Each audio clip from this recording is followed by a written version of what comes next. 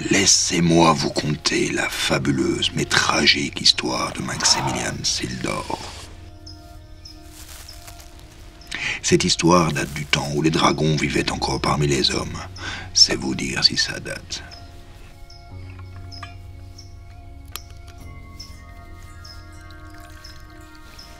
En ce temps-là, Srinatarn, l'île aux rêves, portait bien mal son nom, car elle était envahie par Kor Urmarch et ses monstres.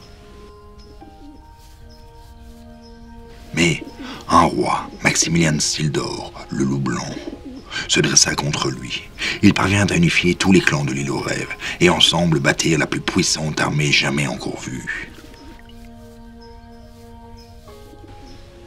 Au prix de nombreuses et tristes batailles, Maximilian réussit à bouter Kor Urmarch hors des frontières de Srinatarn.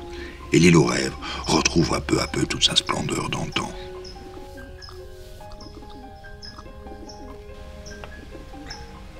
En ces temps de paix retrouvée, Maximilian Sildor se laissa gagner par l'amour, et lors d'une fête grandiose, il épousa la belle Rêverine, qui quelques années plus tard donna naissance à celle qui deviendra Tagann Sildor. Mais ça, c'est une autre histoire. Malheureusement, ce bonheur ne dura pas, car Maximilian était en proie à d'horribles cauchemars, tous hantés par Kor Urmarch et ses monstres.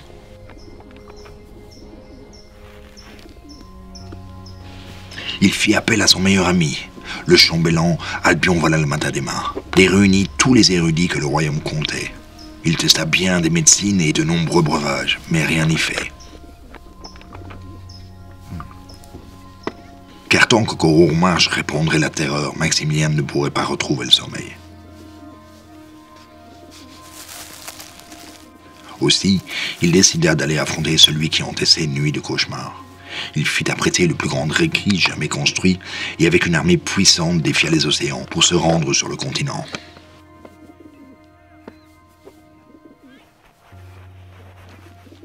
Mais la traversée fut désastreuse. Ce ne fut qu'orage et tempête. La moitié des hommes périrent, et toujours hanté par Kor Urmarch, Maximilian n'était plus que l'ombre de lui-même lorsqu'il accosta enfin. Terriblement affaibli par le mal qui le rongeait, n'en pouvant plus, Maximilian tenta l'impensable pour retrouver des forces. Il se tourna alors vers la magie noire. Oh, bien sûr, il retrouva toute sa puissance, mais l'emprise que Kor Urmarch avait sur lui se fut plus tenace encore. Et en un rien de temps, Maximilian Sildor devient Maximilian Mordor.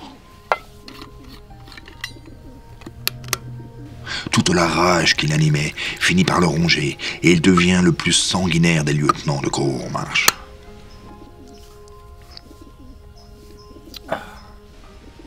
Sous le joug de son nouveau maître, il retourna sur Srinatarn, bien décidé à la servir pour Kor Urmarch.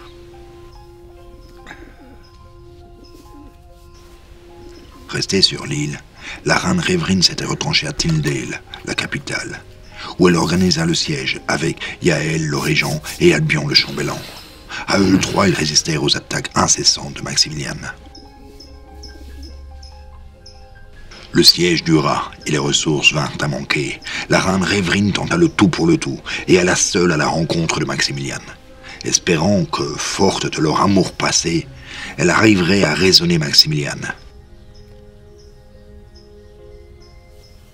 Tu es en retard, mon ami.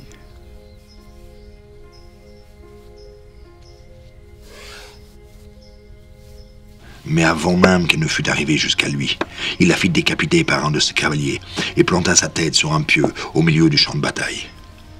Ivre de douleur, Albion le chambellan, et néanmoins meilleur ami de celui qui fut son roi autrefois, parvint à se faufiler dans sa tente. Et dans un geste de rage, il l'embrocha avec un tison chauffé à blanc. Dans un dernier souffle, Maximilian le maudit, lui disant qu'il aurait toute l'éternité pour savourer sa victoire. Aussi voilà pourquoi, depuis la nuit des temps, à l'aube de mes 60 ans, je me réincarne dans mon propre corps, et ce, 20 ans plus jeune.